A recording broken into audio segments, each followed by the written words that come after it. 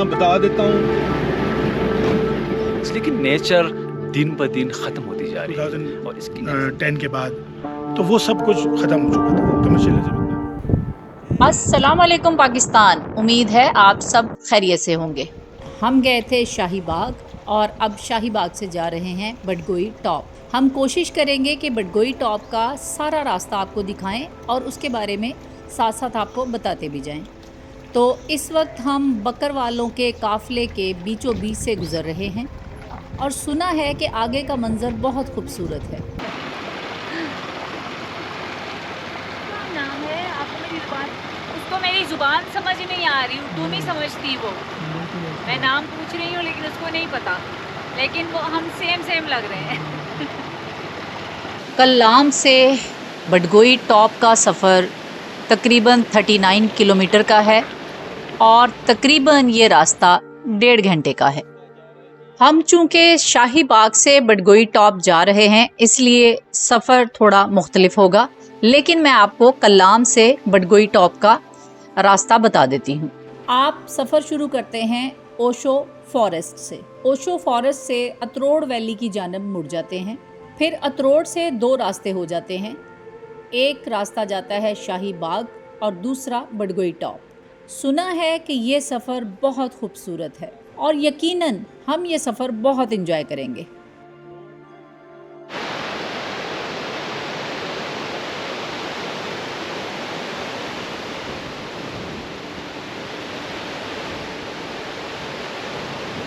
चलें जनाब, चलते हैं बडगोई टॉप और आप भी हमारे साथ चलिए। ये सफ़र मुकम्मल ऑफ रोड है और इंतहाई खूबसूरत सफ़र। हमने कोशिश करनी है कि हम ये सफ़र आपको स्टेप बाय स्टेप दिखाते जाएं। तो चलें बडगोई टॉप की ठंडी ठार हवाओं का नज़ारा लेते हैं।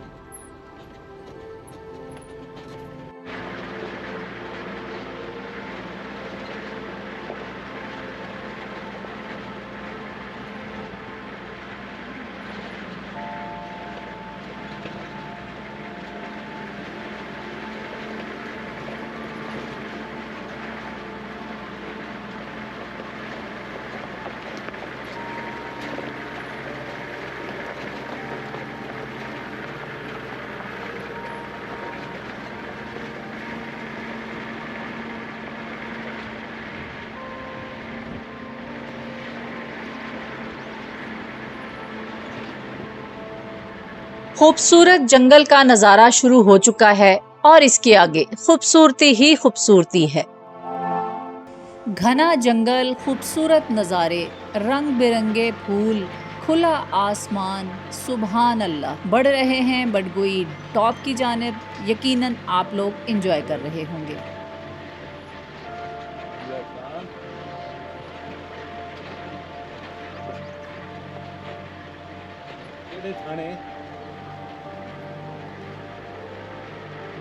ये खैर है।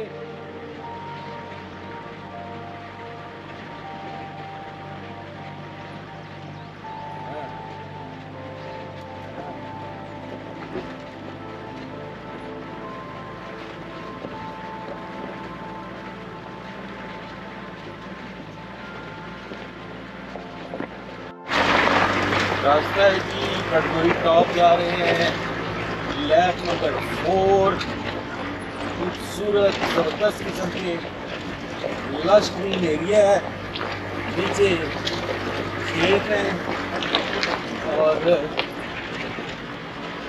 प्योर ऑफ रोड है। खूबसूरत इलाका है, ठंडा मौसम और सामने काफी ग्लेशियर वाले पहाड़ नजर आ रहे हैं। अच्छा जी, यहाँ बता देता हूँ कि कलाम से ओशो फॉरेस्ट से रास्ता निकलता है अतरोड़ से बडगोई की जानिब, और बडगोई जो है वो कलाम से कंप्लीट ऑफ रोड है। लेकिन देखने में आया है कि कुछ सरफिरे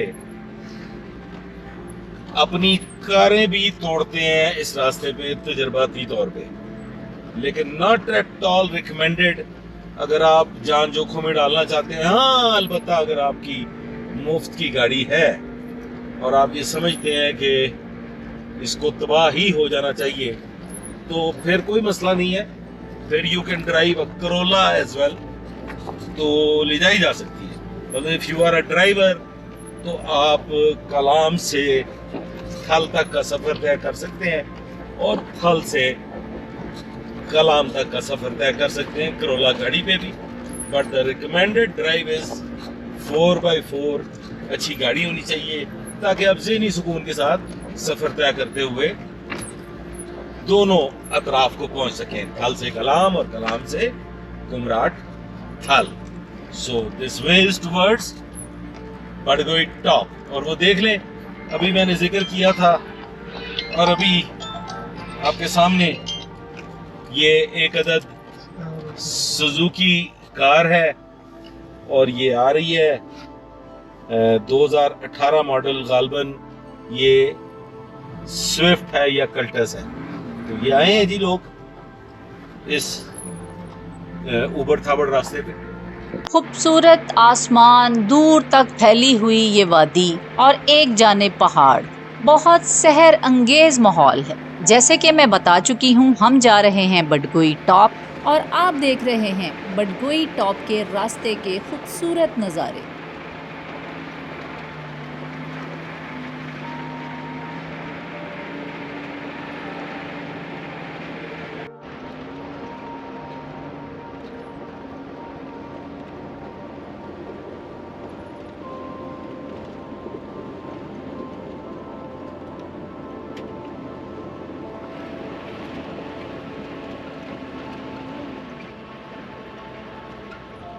हम 4x4 लैंड क्रूज़र पर हैं और ये सामने ढाबा आ गया। यहाँ वापसी पर नाश्ता ज़रूर करेंगे। फिल वक्त आगे बढ़ रहे हैं और देखिए क्या खूबसूरत नज़ारा है। राइट साइड पे ये पीले रंग के फूल।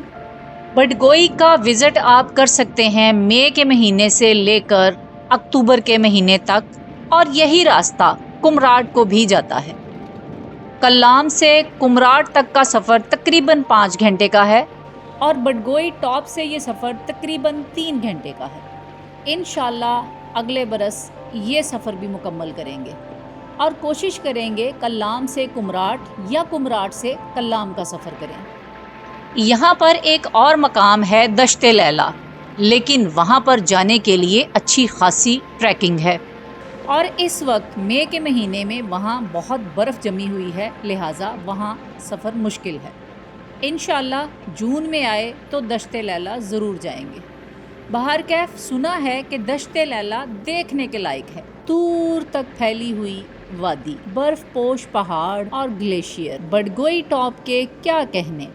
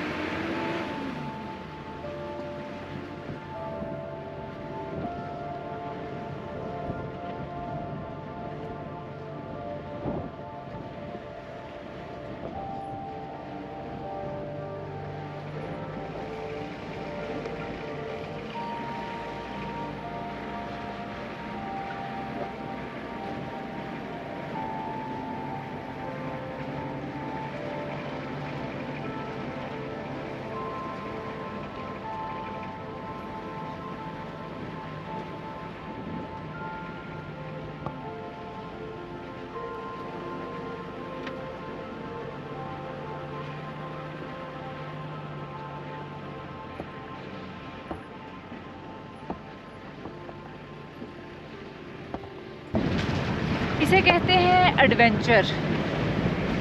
हम जा रहे हैं बडगोई पास और रास्ता इतना खूबसूरत है कि बस कुछ न पूछें, बंदा दीवाना हो जाता है।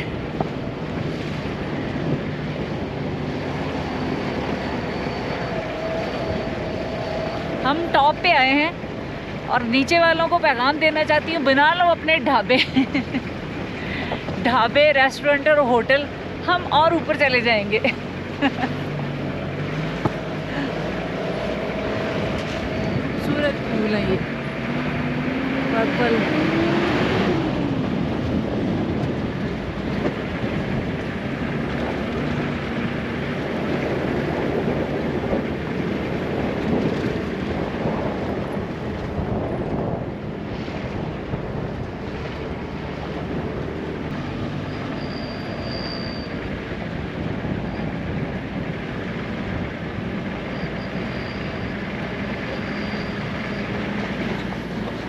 ये पूरा रास्ता एडवेंचर से भरपूर है और आप यहाँ 4x4 पे आए हैं। बाकी किसी भी गाड़ी का रिस्क लेने की ज़रूरत नहीं है।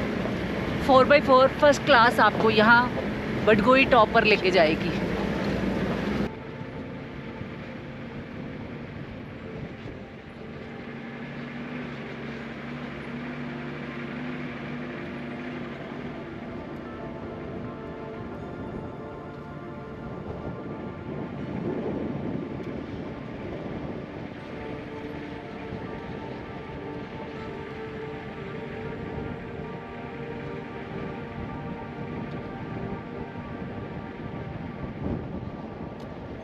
अस्सलाम वालेकुम जनाब। वालेकुम सलाम। आप कराची से तशरीफ़ लाए। जी जी, कराची से। माशाल्लाह, आप वो खुशनसीब हैं जो अल्लाह की बनाई हुई इन हसीन वादियों को देख रहे हैं। बिल्कुल। आइंदा आने वाले ये जो नौजवान नस्ल आपके साथ है, ये शायद आखिरी नस्ल होगी जो इन हसीन वादियों को अपनी इन खूबसूरत आंखों से देखने के काबिल होगी, क्योंकि आइंदा आने वाले वक्त में जिस तेज़ी से यहाँ पे पोल्यूशन और गंदगी फैलाई जा रही है और जैसे कंक्रीट भरा जा रहा है, कमर्शलिज्म हो रहा है, तो शायद आइंदा आने वाले इनके बच्चों को वो कुछ देखने को ना मिले। तो आप इस सिलसिले में कुछ कहना चाहेंगे? मैं बस यही कहूँगा कि जैसे मैंने अभी कहा कि 96 में मेरा पहला टूर हुआ था, या 95 में नारायण कागान। तो वो जो टूर था वो बिल्कुल एक मतलब आप समझें कि प्योर नेचुरल उस वक्त इन्वायरमेंट था। यानी हमने जब झील सैफुल मुलूक देखी, हमने कागान को देखा, और वो जो बिल्कुल मेन नारायण है पॉइंट, वहाँ जो होटलें थी वो उस वक्त उस ज़माने में वैसी नहीं थी, बहुत ही नेचुरल थी। यानी आप समझ लें कि जो होटलों की जो ऊंचाई या इमारतों की जो ऊंचाई थी वो ऐसी नहीं थी कि जो इन मनाजिर को रोक रही हो। यानी आपका जो व्यू था वो आपको अपने गेस्ट हाउस में बैठ के नज़र आता था। लेकिन बाद में जब हम दोबारा गए 2010 के बाद, तो वो सब कुछ ख़त्म हो चुका था। कमर्शियलिज्म इतना था कि आप जब होटलों के पास पहुँचे तो साइडों में कोई पहाड़ का पता नहीं चल रहा था कि ये हम किसी वैली में। तो आप सही कह रहे हैं कि अब जो हम इसको देख रहे हैं, कालाम को देख रहे हैं, या हम माउंटेन लेक और दीगर जगह देखते हुए हम यहाँ आए हैं, और जमरा फॉरेस्ट बहुत अच्छा नेचुरल था। अब ये बदगोई टॉप को देख रहे हैं, तो ये बिल्कुल वहीं की तरफ जाने वाली बात है कि ये जो सारी चीज़ें नज़र आ रही हैं, अगर गवर्नमेंट कंट्रोल करे और ये सब चीज़ों को, और आवाम में भी इतना शऊर हो कि इतनी तरबियत हो कि वो ये गंदगी को गंदगी समझें। तारुफ करवा दीजिए। मेरा नाम आमिर है, कराची से हूँ। तो आमिर साहब, आप क्या करते हैं? मैं सॉफ्टवेयर इंजीनियर हूँ। माशाल्लाह माशाल्लाह माशाल्लाह, अपना ही काम है। ज़बरदस्त ज़बरदस्त। बेटे, आप पढ़ते हैं? जी।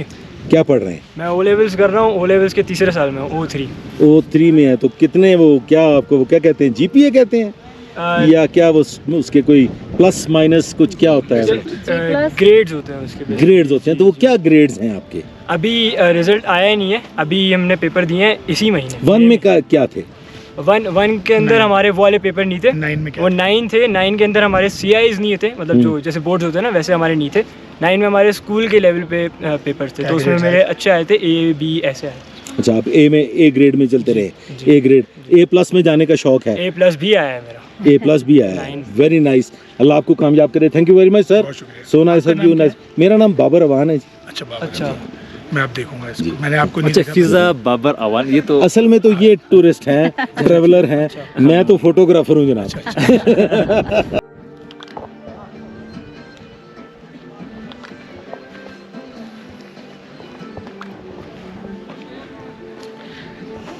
बिस्मिल्लाहिर्रहमानिर्रहीम, अस्सलामु अलैकुम, बाबा रहमान। मेरे साथ मौजूद हैं मेरे प्यारे भाई अनवर अतरोड़ी, अनवर स्वाति, जो भी कह लें।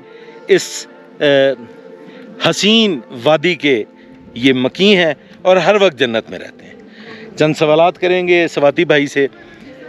स्वाति साहब, आपने हमें रास्ता दिखाया माहूडान लेक का, आपने हमें बताया सैफुल्ला लेक के बारे में, और फिर आप ही ने गाइड किया कि शाही बाग जाए और अब बडगोई टॉप। ये आपके दिखाए हुए वो रास्ते हैं जिन पे चलते चलते हम जन्नत के कुछ नमूने देखने में कामयाब हो गए। आप क्या समझते हैं कि ये वादियाँ और कितना अरसा ऐसी ही रहेंगी? क्योंकि जिस तेज़ी से कंक्रीट भरा जा रहा है, जिस तेज़ी से बिल्डिंग्स बन रही हैं, दरख्तों की कटाई हो रही है, तो आप क्या समझते हैं कि क्या ये वादी इस अपने हकीकी हुस्न को बरकरार रखने में कामयाब रहेगी? क्या कुदरत का ये करिश्मा आइंदा आने वाली नस्लों के लिए बाकी रह जाएगा, ये या सब तबाह बर्बाद हो जाएगा? सबसे पहले तो आपका बहुत बहुत शुक्रिया कि आप यहाँ पर आएँ और इस इलाके को आपने एक्सप्लोर किया। तो बहुत ज़्यादा अहम क्वेश्चन आपने उठाया है और ये मेरे ख्याल में ये उठाना चाहिए, इसलिए कि नेचर दिन ब दिन ख़त्म होती जा रही है। और इसकी एक सबसे बड़ी वजह जो आपने बताई है, बिल्कुल आपने वजह फरमाया कि दरख्तों की बेजा कटाई हो रही है यहाँ पे, और गवर्नमेंट की तरफ से इस तरह कोई प्रॉपर इंतज़ाम भी नहीं है। जो मतलब यहाँ की जो वो उन्होंने एडमिनिस्ट्रेशन जो लगाई है, वो भी इस तरह कोई खातिर ख्वाह, मतलब मैंने नहीं देखा कि उन्होंने इस तरह वो खातिर ख्वाह काम यहाँ पर किया हुआ। तो मेरे ख्याल में अगर आइंदा नस्ल की बात कर रहे हैं तो वो ऐसे नेचर को मतलब तरसेंगे। अभी देखें, बाडगोई टॉप का ये 2025 है, तो 2020 में जब मैं आया था तो यहाँ पर इस तरह ये टाफियाँ और ये खुदाइयाँ, ये चीज़ें नहीं थी। आपको पूरा यहाँ पर नेचर दिखाई दे रहा था। तो अब मेरे ख्याल में जिस पॉइंट पर मैं खड़ा हूँ, ये पॉइंट देखने की जगह थी, लेकिन अब यहाँ पर मतलब जो है आपको इस तरह देखने के लिए सिर्फ चंद टाफियाँ आपको देखने को मिलेगी। आप देख सकते हैं सब कुछ इस तरह काफ़ी, तो आपको अब भी है ना वो मतलब देखने को मिलेंगे, लेकिन तबाह हो रहा है। और ये मेरे ख्याल में आइंदा 2-3 सालों में फिर आपको ये व्यू मेरे ख्याल में नज़र नहीं आएगा। तो आप गवर्नमेंट ऑफ पाकिस्तान को, हुकूमत पाकिस्तान को क्या मैसेज देना चाहेंगे कि हुकूमत पाकिस्तान इसमें क्या इक़दाम करे कि ये नेचर, कुदरत का ये करिश्मा महफूज किया जा सके? देखें, मेरा तो हुकूमत पाकिस्तान से ये एक बड़ी डिमांड है कि यहाँ पर सेक्शन 4 लगाया जाए। तो मेरे ख्याल में सेक्शन 4 में फिर ये होता है कि आप जो आम पब्लिक होती है यहाँ के लोकल यहाँ के, वो टूरिज़्म को नहीं जानते कि टूरिज़्म है क्या, इससे मुल्क को कितना फ़ायदा होता है, इसकी माशियत कितनी बेहतर होती है इस टूरिज़्म से। ये हम समझते नहीं हैं। हम लोकल, हम पहाड़ी लोग हैं, यहाँ के जो है वो इतना हम इल्म हम नहीं रखते। तो मेरे ख्याल में काफ़ी टफ इक़दाम करने चाहिए यहाँ पे हुकूमत को कि इन चीज़ों पे वो पाबंदी लगाएं, तो ये बच सकता है इसी सूरत में सिर्फ। जनाबे वाला, मेरा अपना ज़ाती ख़याल ये है कि पाकिस्तान के पास जितनी बेशुमार सकाफ़त मौजूद है, मुख्तलिफ़ इलाक़ों में जो जो कल्चर मौजूद है और जो हुस्न पाकिस्तान के पास मौजूद है, अगर हुकूमती सतह पे हकीकी मानों में नारेबाजी के अलावा, वादे वईद के अलावा, जज्बाती तकारीर के अलावा, अगर इन हसीन वादियों को इंटरनेशनल लेवल पे टूरिज़्म के हवाले से प्रिजर्व कर लिया जाए और गवर्नमेंट कंट्रोल्ड टूरिज़्म हो, और ये ढाबाइज़म और ये छोटा छोटा खोखाइज़म और ये खुदाईज़म ख़त्म हो जाए और एक ख़ास तरीक़ाकार के मुताबिक इस लैंड को महफूज कर लिया जाए, तो हम जो रोना रोते हैं अपने कर्ज़ों का कि हम कर्ज़ों के बोझ तले दबे चले जा रहे हैं,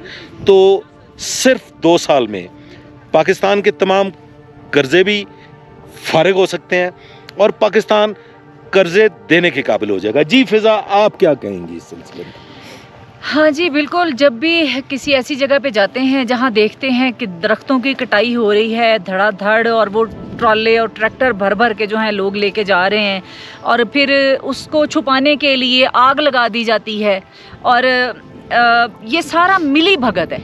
ऐसा नहीं हो सकता कि मेरे घर से कोई चीज़ उठा के ले जाए और मुझे पता ना हो। ये सब मिली भगत है, पता होता है सबको।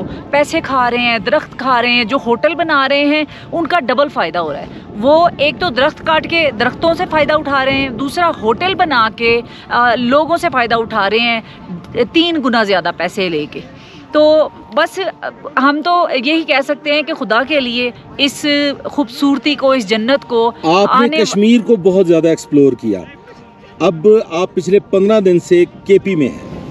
आप मुझे ये बताएं कि कश्मीरी और केपी सकाफत में आपने क्या फ़र्क देखा है? कुछ ज़्यादा फ़र्क नहीं है कश्मीरी और केपी में, लेकिन ये फ़र्क है कि कश्मीरी जो हैं उन लोगों ने अपने टूरिज़्म को बहुत ज़्यादा प्रमोट किया। उनकी सड़कें आप कहीं पे भी चले जाएं, अब मेरा ख्याल है कि पिछले साल मैं गई थी तो पता चला था केल से तावबट तक भी सड़क जो है वो बन रही है। तो उन लोगों ने 20 सालों में, जब मैंने स्टार्ट किया था 2005 में, तब से लेके अब तक आप पूरे कश्मीर में चले जाएं आपको कारपेटेड रोड मिलेंगे, आप अपनी कार पे भी जा सकते हैं।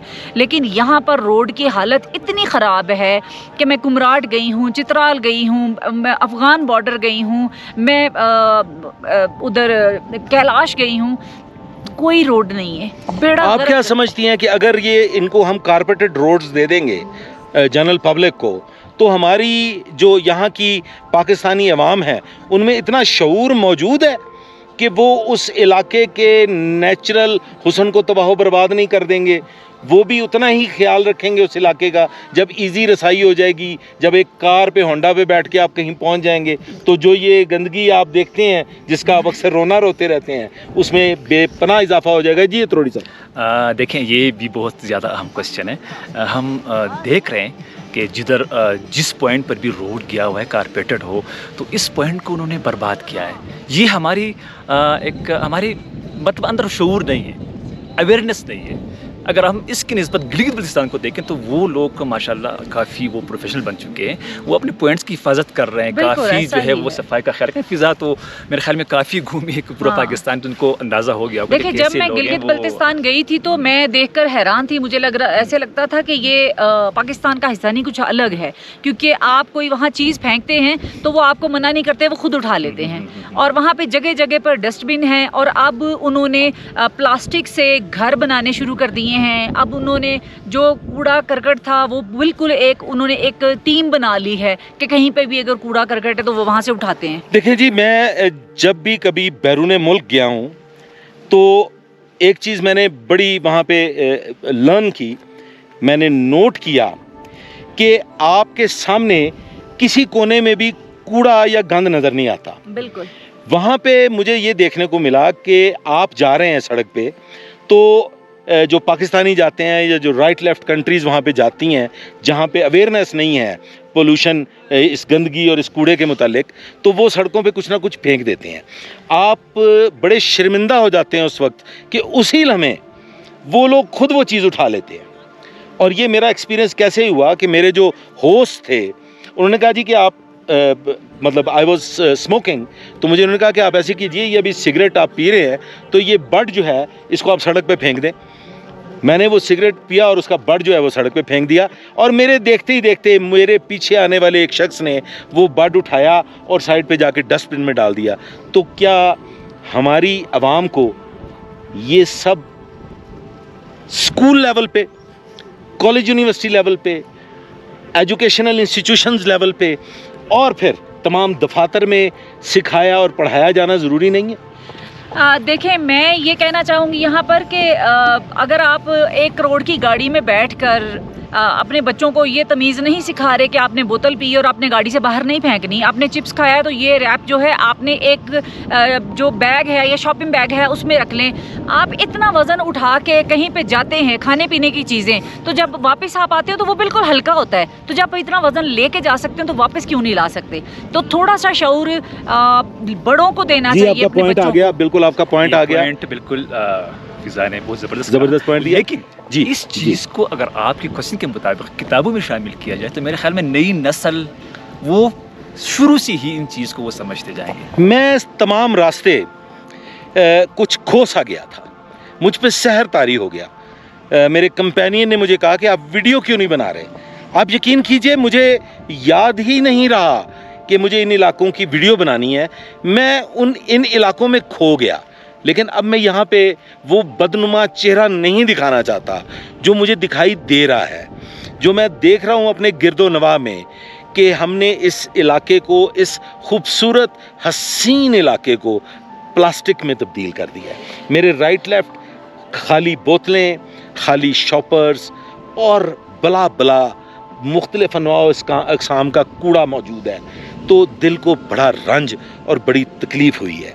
तो मैं अपने इस वीडियो पैगाम में अवामुन्नास से ये कहना चाहता हूँ कि खुदारा इस हुस्न को महफूज करने के लिए अपना फ़र्ज़ भी अदा कीजिए। जी फिज़ा। देखें, मैं ये कहना चाहती हूँ कि अगर हम सब मिलकर, एक नहीं, हमारे यहाँ पे ये रिवाज है कि मैं क्यों करूँ, वो करे। तो अगर मैंने स्टार्ट किया है, मैंने कहीं मैं जाती हूँ तो मैं वो गंद उठा लेती हूँ। ऐसे अगर सब लोग ही कहीं जाते हैं, देखते हैं कूड़ा करकट है, तो एक शॉपिंग बैग लें, उसमें डाल दें। अगर आपको नज़र आ रहा है, आप ये मत सोचें कि वहाँ पे अगर एक बोतल गिरी है तो आपने पी के वहाँ फेंक रही है, नहीं, आप वो उठा लें, कुछ फ़र्क नहीं पड़ेगा। कल मैं गई हूँ माहूडन लेक, तो वहाँ मैंने देखा पैम्पर पड़े हुए थे। तो ये हमारी लेडीज़ को ज़्यादातर गंद जो है, मैंने देखा है कि ज़्यादातर ख़वातीन गंद मचाती हैं। आप किसी भी वॉशरूम में चले जाएं, वहाँ पे भी जो लेडीज़ वॉशरूम होता है वहाँ गंदगी होती है बहुत ज़्यादा, जबकि जेंट्स में ऐसा नहीं होता।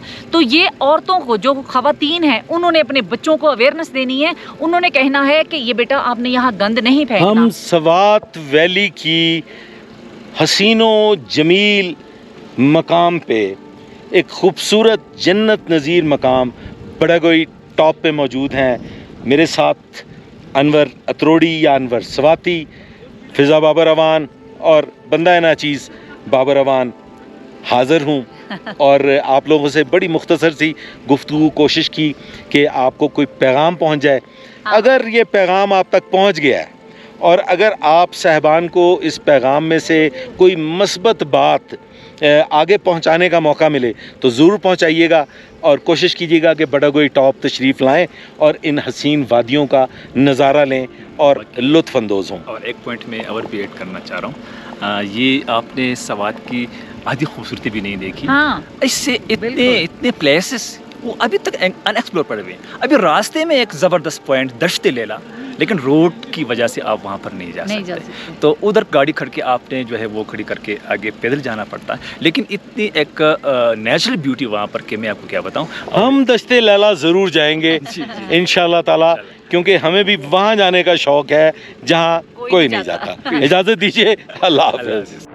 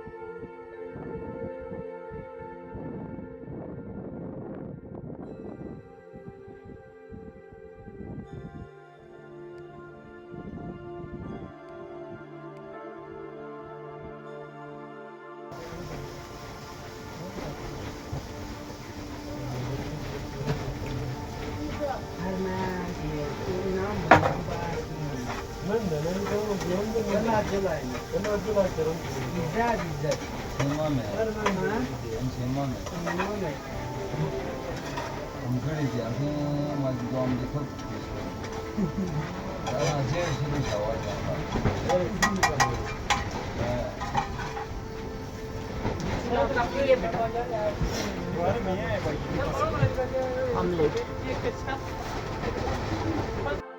इतनी खूबसूरती है, इतना सुकून है यहाँ, लेकिन दुख इस बात का है कि अगर इसकी हिफाजत ना की गई तो 2-3 साल में ये जगह भी बर्बाद हो जाएगी। जो ऊपर हालात हैं हमने दिखाए नहीं आपको, लेकिन हुकूमत को कुछ करना चाहिए, हुकूमत को कोई कदम उठाना चाहिए टूरिज़्म को बचाने के लिए। और केपी के लोगों के पास और कुछ नहीं है सिवाय टूरिज़्म के। उनको भी सबको मिलकर टूरिज़्म जो है उसको बचाना चाहिए आने वाली नस्लों के लिए।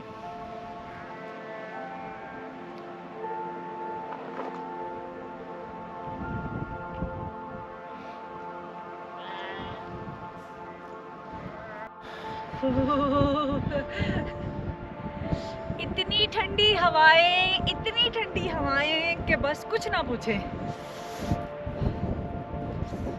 हम लोग जैसे कि मैं पहले भी बता चुकी हूँ बडगोई टॉप पे हैं, लेकिन हम लोग ये वाला जो पहाड़ नज़र आ रहा है बडगोई टॉप पॉइंट जो है वो उस तरफ है। वहाँ मुझे कुछ ढाबे शाबे बहुत नज़र आए, इसीलिए मैं उसको छोड़ के इस वाले पॉइंट पे आ गई क्योंकि ये मुझे ज़्यादा अच्छा लगा। यहाँ जंगल भी है, यहाँ जो वैली है इसका देखिए पूरा का पूरा सीन खुल जाता है। इतनी खूबसूरत लग रही है यहाँ से वैली, ग्लेशियर, पहाड़, जंगल, ये ट्रैक, आपको सब कुछ यहाँ देखने को मिलेगा। लेकिन वहाँ क्या है, वहाँ ढाबे, खोखे, गंदगी और वो सब फैला पड़ा था, और वो मैं दिखाना भी नहीं चाह रही थी और मैंने दिखाया भी नहीं है। तो हमारा मकसद है कि पाकिस्तान की खूबसूरती दिखाना और पाकिस्तान से प्यार करना क्योंकि पाकिस्तान बहुत खूबसूरत है। माड़ा मैं तो कुर्बान हो गया, बडगोई पास के रास्ते पर हूँ और ऊपर गया था, ऊपर से नीचे आया हूँ और मेरा दिल नहीं चाह रहा कि मैं इस जगह को छोड़ के वापस जाऊँ। क्या करूँ, वापस तो जाना पड़ेगा। अच्छा जी, ये तो हो गई हंसी मजाक, लेकिन बडगोई पास बहुत खूबसूरत है, इतना खूबसूरत है कि मैं बता नहीं सकती, मेरे पास लफ्ज़ नहीं है। आप लोग आएँ, ज़रूर चक्कर लगाएँ, मना नहीं करता कोई, आएँ, इंजॉय करें, हर जगह को साफ़ सुथरा रखें, इसको नीट क्लीन रखें। और मुझे उम्मीद नहीं, मुझे यकीन है कि आप लोगों को ये व्लॉग बहुत पसंद आएगा। हमने बहुत एंजॉय किया। आपको अगर पसंद आए तो लाइक कीजिएगा, शेयर कीजिएगा, दुआ में याद रखिएगा। खुदाए पामान। टूरिज्म पे शाही बाग बहुत खूबसूरत था और शाही बाग की जो झील थी वो बहुत कमाल थी, मुझे तो बहुत पसंद आया। लेकिन मुझे झीलों में जो सबसे ज़्यादा झील पसंद आई है, कौन सी है? सैफुल्ला तो हमारे भी फेवरेट है। बहुत खूबसूरत, पुरसुकून, बहुत मजे की जगह। देखिए स्पिलखोर्ड झील आपने देखी है, वो ट्रैकिंग है वो आप देखो सैफुल्ला झील को आप आपने भूल हमारे जाए। लिए पूरा एक हफ्ता निकालना है, एक दिन से वो रोड एक्सप्लोर नहीं होना। हाँ, मैं 15 दिन से हूँ यहाँ। आप सवाल में केपी में यहाँ की जो छुपी हुई खूबसूरती है उसको आपने नहीं देखा, उसको आप तो आपने अभी हम लोग गिलगित बल्तिस्तान का चक्कर लगा के वापस आते हैं और उसके बाद फिर हम आ जाते हैं। उसके बाद आप हमें दिखाएं जी केपी की खूबसूरती। वादी उद्रोग की जो खूबसूरती है छुपी हुई, ये झीलों उसको आप की वादी देखकर है, आपको झीलों। शिकायत का बिल्कुल मौका अब नहीं मिलेगा। मैं इसमें टूरिज्म पे बात कर रहा हूँ। जी आप मुझे ये बताइए कि जो टूरिस्ट कलाम में आ रहा है, जी तो मोहतरम 804 ने उसके लिए क्या फैसिलिटेशन प्रोवाइड की है कलाम में? एक काम ये किया है, मेरा ताल्लुक पार्टी से मुस्लिम नून से है। अच्छा, मुझे वो भी पसंद नहीं है। अच्छा जी, यहाँ सियासत की बातें शुरू हो गई, इसलिए मैं वीडियो बंद कर रही हूँ। खुदा हाफिज।